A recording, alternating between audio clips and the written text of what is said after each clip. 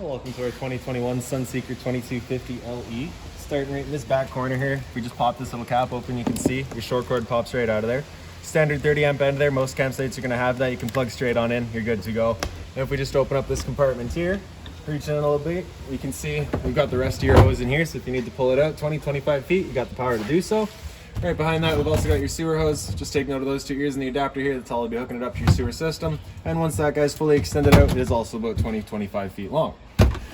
Your water hose here. So inside of it, we've also got the little park adapter there for you. So you got your standard 30 amp end right there and a 15 amp end right here. So if you're looking to plug in at home to charge your batteries or run your fridge, you got the power to do so.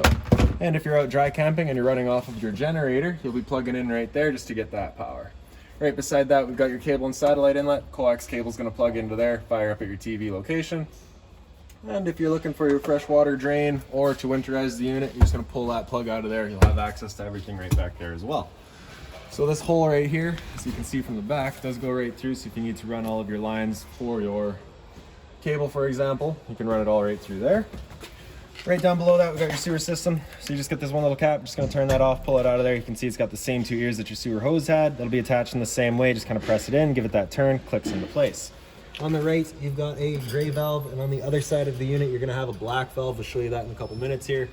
But when it comes down to dumping out your tanks, you're going to want to start with the black. Your black tank is filled from your toilet, so of course it's going to be your dirtiest water. We'll drain that out first, and once that's done, we'll come to the gray, which is filled from your sinks and your showers, so typically cleaner.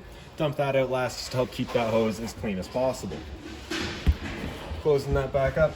And right ahead of that, we just got your gasoline, so you're just going to, same as always. City water connection here, so just pop that open and take your water hose, plug it into there, turn on the water, and that'll pressurize the water lines throughout the unit.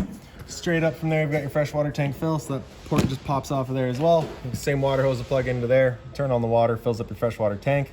You know that freshwater tank is full once it starts spitting water out of that vent there, or by just washing your monitor panel inside. Lock that back down. Right here, you just got your hot water tank there, so you just get that keyway, just open it up.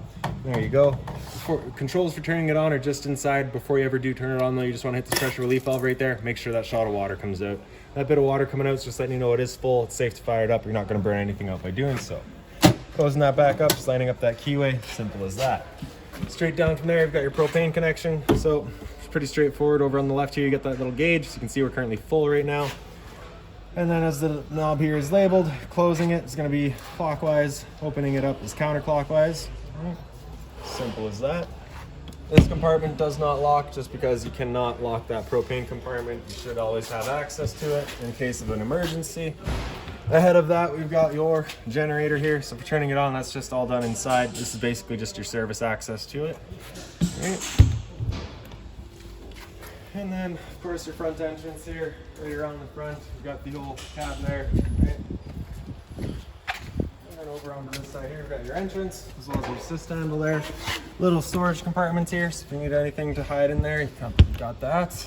Little power outlet there for you as well, GFI protected, so your reset is just inside the unit. We'll get there in a second.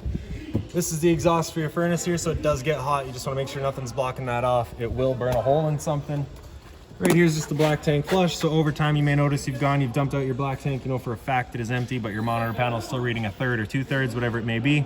Typically that's some debris inside of your tank hanging between the two probes causing a misread. So what this guy does here is it's basically just connected to a little nozzle inside of the tank.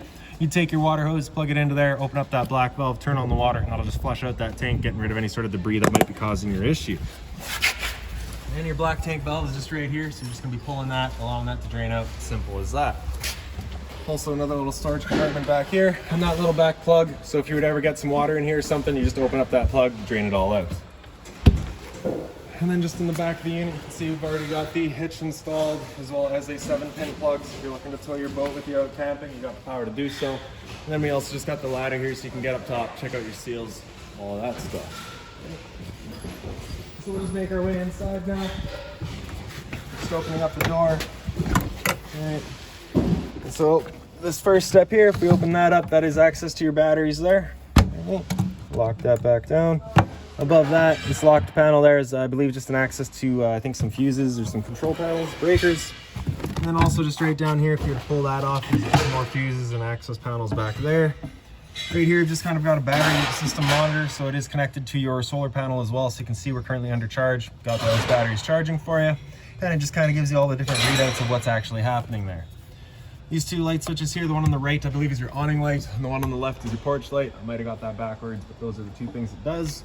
And then over here, you've just got your battery disconnect switch. So with it up, you can see we're currently pointed to on. If you were to bring that down, it's just disconnecting your battery from the system. All right, so if you're storing the unit, you're just gonna wanna disconnect it. Otherwise, leaving it on. For your awning here, so you're just gonna press and hold extend. That awning will make its way out. And once that awning is fully extended, you'll just see a little black flap at the end come down, as well as the black of the metal tube. Once you see that, you're going to want to stop. If you were to continue extending, it will actually wind itself up backwards, in which case your fabric will be underneath your tube, allowing it to then hold water, accelerating the growth of mold and mildew. So there's that flap there, and once you see the tube, we're going to stop. All right. Now if it were to start raining, it's of course going to be holding some water anyways, so what you can do is just grab either arm, front or rear, and just pull down on it right here. You can see that changes the pitch of the awning out at the head, allowing water to then run off. Now if you like that angle better, because it does give you a bit more shade, you can do the same thing with the arm at the front. Before you ever bring it back in though, you just want to make sure that these guys are back out straight and fully extended, just so that we're not running the risk of bending anything. And then we're just going to come back and we're going to press and hold the track. That awning will make its way back in. Again, we're just going to make sure that that fabric is over top of the tube. And just one more thing to keep in mind with the awning is it does just catch the wind. So once you get up to about 15, 20 kilometers an hour wind, you're going to want to bring it back in, again, just so that you're not running the risk of bending your arms.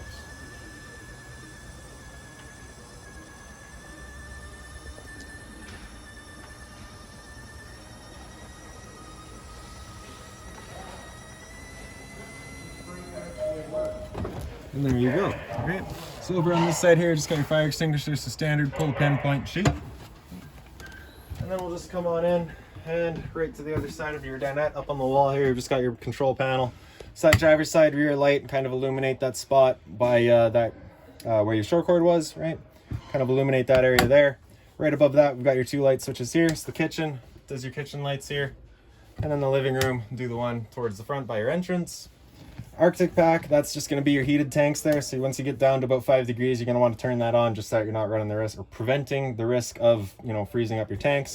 It's only going to work to, minus a few, not going to go out camping in minus 20 or anything, but it's going to kind of help at that 0 degree point, right? Beside that, we got your water pump. Turn on that switch there, turns on your water pump, drawing out of the freshwater tank to pressurize your lines. And then beside that, we got the two controls for your water heater. So on the right there, we got gas. You get that little fault light there will come on, letting you know the ignition sequence will start. Sorry, different sequence this time. So you turn that on, it'll automatically fire up. You'll get that fault light if it doesn't fire up. It's gonna try to fire up 3 times, and if it doesn't fire up after that 3rd time, that's when that light will come on. You'll be going outside. Sorry. Then you'll just be turning it off and back on to reset it. Electricity there on the side, turns it on with hydropower. Simple as that. Over on the top right there, you've got your generator control. So just press and hold that bottom for a couple of seconds. And then you can just press and hold start. You hear it turn over, which fires right up. All right. Little timer there just keeps track of the hours on it. And then we're just gonna press and hold stop until it dies. And that's that. So on the side for your monitor panel, right on the bottom, we've got your low point gas. You can see we're currently full. You also had that gauge outside to show you that you're full as well. Also tell you your battery charge level. So because we're plugged in right now, we're currently C for charging. G would be good, F is fair, L is low. You can also use that monitor by the entrance there.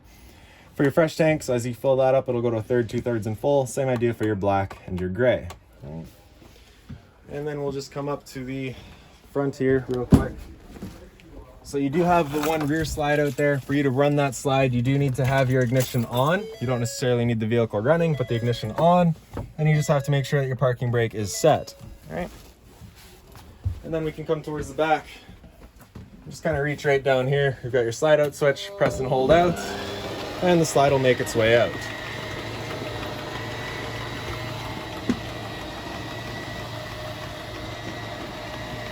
So once that slide's fully extended, you'll just hear a couple of whines from the motors, and then they'll turn themselves off, and that's that.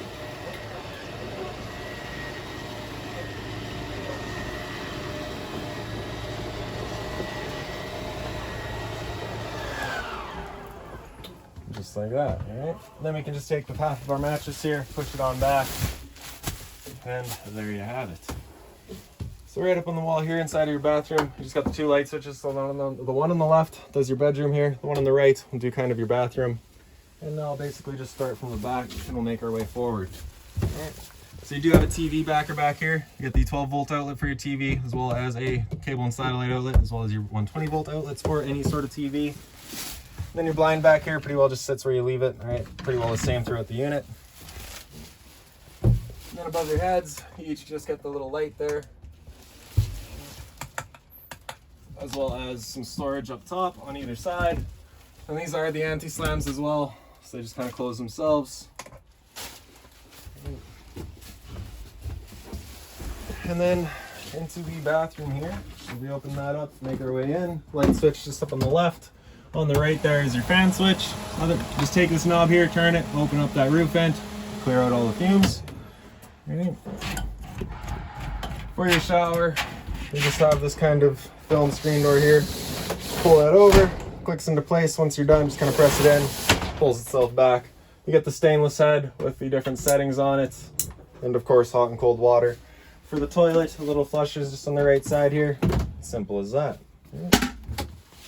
You may notice throughout the unit, you've got kind of these little black portals throughout. That's what your furnace is going to be moving its air through.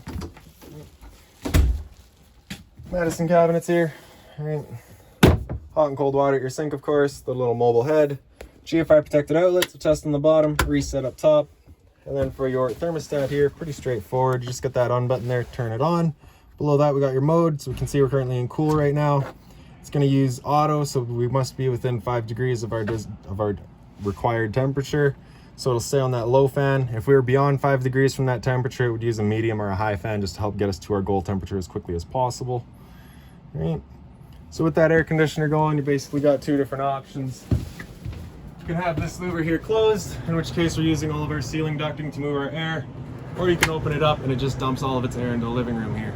So when you first get out to your campsite, you're going to want to just open that up, cool off this area as quickly as possible, then you can close it off and start moving the air throughout.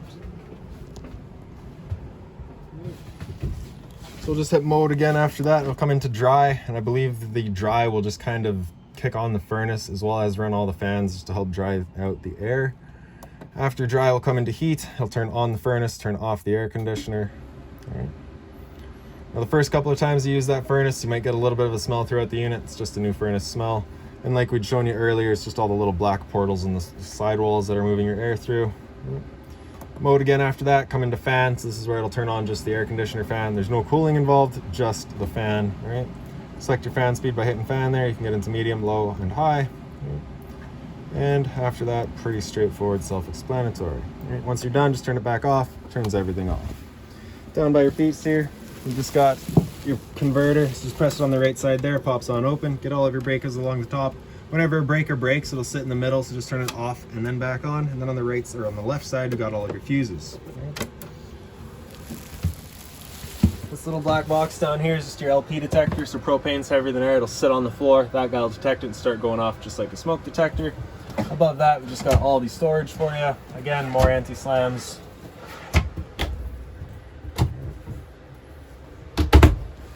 Then behind you, you got a 12-volt fridge. So as long as you're plugged in, that batteries are going. This fridge is going for you as well. So here's your freezer section, temp selection across the top there, fridge section. Freezer along the top, temp selection right in the back. A little bit of storage here. And then for your stove vent, you just got the light switch on the right, turns on that light, and then on the left, you got it over the sink. For your stove, you just got the bifold cover, flip that back, you turn your knob in over to high, hit it with a sparker, and she fires right up. Now the first time you get out to your campsite, or the first time you do use the unit, after a while, that can take a minute to fire everything up, just because it's got to clear all the air out of the propane lines. Perfectly normal. The switch on the right there just turns on a little light for all of your knobs. If you want to use that for a night light, by all means. And below that, we just got your convection style microwave. So other than the convection, pretty well straightforward, just like home. Nothing much special there. And then storage here. So again, just being mindful of our drains in the back. We don't want to be breaking those. And then just some drawer space along the bottom here as well.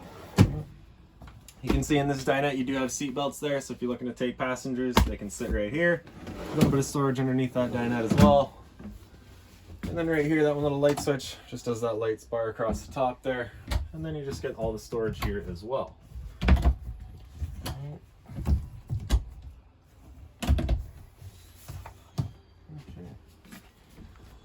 So that little pad there by your sink is a wireless charging pad. So basically you're just gonna take your phone, set it on there, charges your phone, right? And a little bit of storage up here. Again, another anti-slam. That's your cable and satellite outlet right back there. So for turning on your antenna, you just got that little button back there. I'm not too sure if you can see it, but there's a little green light that's on, right? And then right above that, we got your smoke detector. There we go. Cable and satellite outlet, as well as an HDMI inlet, I believe, which goes to your sound system to play music or sound from your TV. And the TV is also on its own little swing arm, so you just get these two little locks there, and then you can take the TV, swing it out wherever you like it, right? Before you go traveling though, you do want to make sure that's up on the wall and tightened down. Your ladder here will basically just set up onto these two latches here.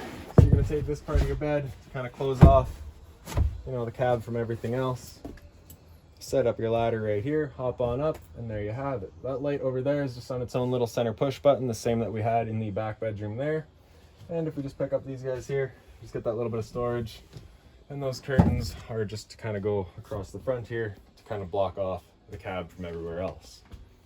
When you're going traveling, you're just going to take this piece here, flip it up top, push it towards the front, and that is about it.